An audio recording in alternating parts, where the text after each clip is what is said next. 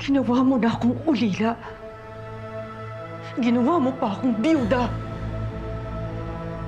Pero nagkamali ka nung ginawa mo akong isang ina na naglibing sa sarili niyang anak.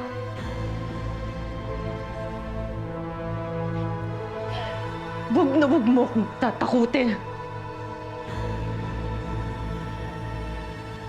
Dahil walang labang inuurungan ng isang ina na nagluluksa.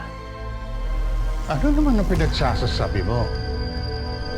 Pati mga batang inosente pinatay mo. Hindi mo iniligtas si Miriam. Ikaw ang nagpasabog ng simbahan. Ikaw ang pumatay sa anak ko! Demonyo ka! Demonyo ka! Pinatay mo ang pamilya ko! Mamamatay tao!